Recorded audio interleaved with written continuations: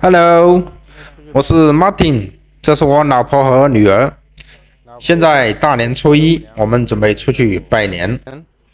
丈母娘和2个小舅子和我们同行。我们会拜访5到6家亲戚。首先去的是外婆家，然后会去叔叔和姑姑家里。今天我想跟大家分享一下越南人是如何拜年的。首先，拜年的时间，初一到初三，主要集中在这3天。这个和我们中国大体一样。第二，给谁拜年？初一一般是给亲戚，主要是近亲拜年。初2和初3会去拜访一些远亲和朋友。第三，需要带什么礼物？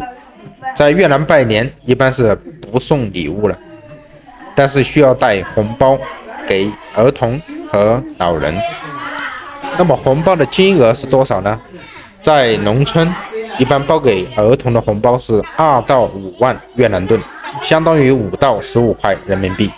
包给老人的会高一些，大概是儿童的10倍，10到50万越南盾，相当于30到150块人民币。但是20-30万的红包居多。城里比农村里面红包的金额会高一点。比方说这次我们去城里拜年，我们包给儿童的红包基本上都是5万越南盾，相当于15块人民币。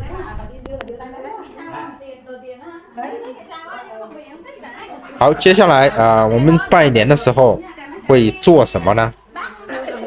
我们一般会在对方家里坐在大厅里面吃点糖果，喝喝酒，喝喝茶。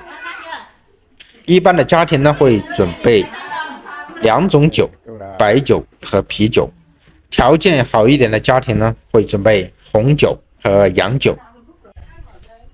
如果不喝酒的人会选择喝茶，儿童一般会喝饮料。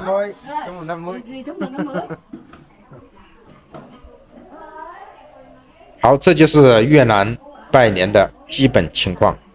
那么下面我想跟大家说一下越南拜年和中国的不同之处。刚才说了，这个相同点是时间上面，初一到初三。不同的地方我总结了一下，主要有5点。第一，越南拜年是不送礼的，这个刚才也介绍过了，只带红包不送礼。第二，在中国拜年一般我们都会在亲戚家或者朋友家里吃顿饭，喝点酒，但是在越南拜年一般不会在对方家里吃饭。第三，拜访的数量，越南拜年一般会在1天之内会拜访5到10家，有的甚至更多。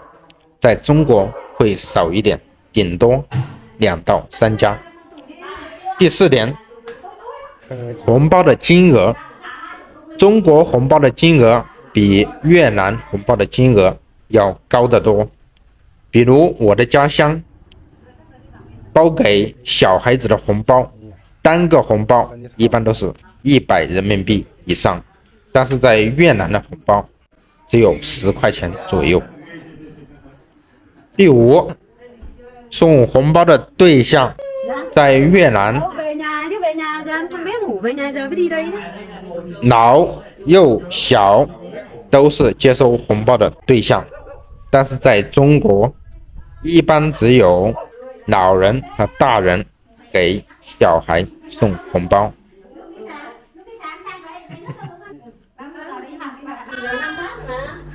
好，以上就是我分享的关于越南人如何拜年以及和中国的不同之处。如果大家有什么不同的意见，欢迎在下方评论区留言分享，我们一起讨论。